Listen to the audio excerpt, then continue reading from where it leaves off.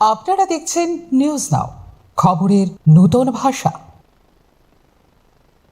2026-27 অর্থ বছরের প্রস্তাবিত বাজেটের জন্য অর্থমন্ত্রী প্রণজিৎ সিংহ রায়কে ধন্যবাদ জ্ঞাপন করেছেন মুখ্যমন্ত্রী ডাক্তার মানিক সাহা।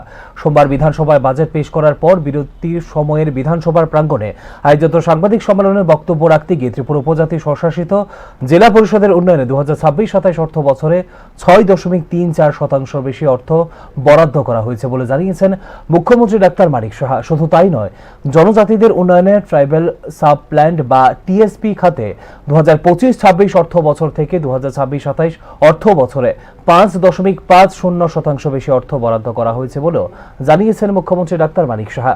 করহীন এই বাজেটে শিক্ষা, স্বাস্থ্য, গ্রাম উন্নয়ন প্রতিটি ক্ষেত্রে বরাদ্দ বৃদ্ধি করা হয়েছে বলেও জানিয়েছেন মুখ্যমন্ত্রী ডাক্তার মানিক সাহা। 27 অর্থবর্ষে রাজ্য সরকার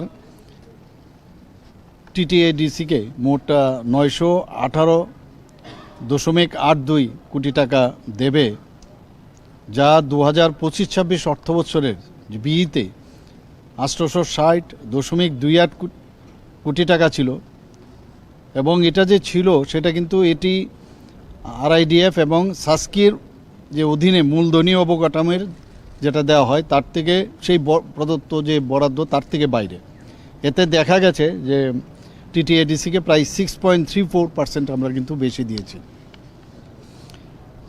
এখানে 2025-26 অর্থবর্ষে 7,148.85 কোটি টাকা বরাদ্দ করা হয়েছিল টিটিএডিসিকে।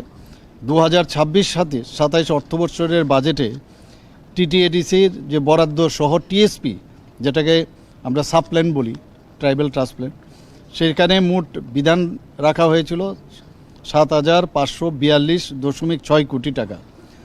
তাতে করে দেখা যায় 5.50% বৃদ্ধি পেয়েছে। টিএসপির আওতাধীন তহবিলের বেশিরভাগ অংশ দেখা যায় টিটিএডিসির এলাকায় ব্যবহার করা হয়।